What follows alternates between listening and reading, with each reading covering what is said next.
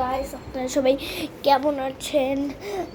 আশা করি ভালোই আছেন। কিন্তু আমি আজকে সকালে ভালো নেই, কারণ আপনারা সবাই জানেন ভূমিকম্প হয়েছে আজকে সকালে 5.7 মাত্রার।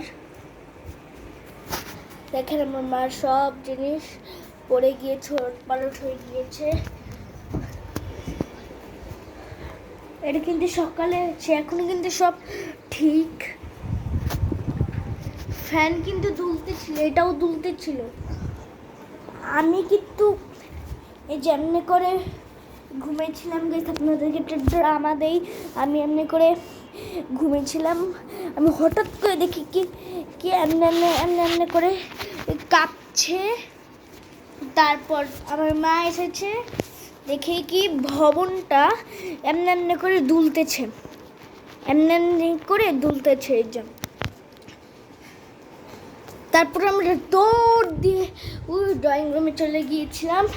দেখি কি ঝাড়বাতিটা একদম কাইট হয়ে পড়ে নিয়েছিল, দোলনা লাফাইতেছিল। তারপর আমরা নিচ থেকে আবার চলে যাই।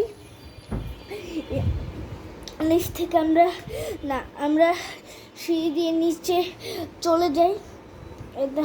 তারপর কিন্তু আমরা এখানে 10 থেকে 20 মিনিট থেকেছিলাম। ভূমিকম্প তারপর কিন্তু আর আসেনি। চারিদিকে হয়েছে, ক্ষতিগ্রস্ত হয়েছে। মাতোয়াইল, কাকরাইল, পুরো বাংলাদেশ সহ ভারতের পুরো সব রাজ্য কাঁপা উঠছে। বাইরের অবস্থা দেখলে দেখেন,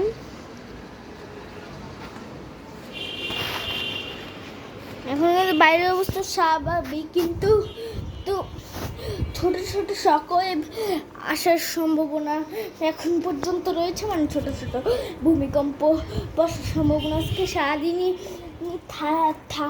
থাকবে। কিন্তু আবহাওয়া ভূমিকম্প অধিদপ্তর অনুযায়ী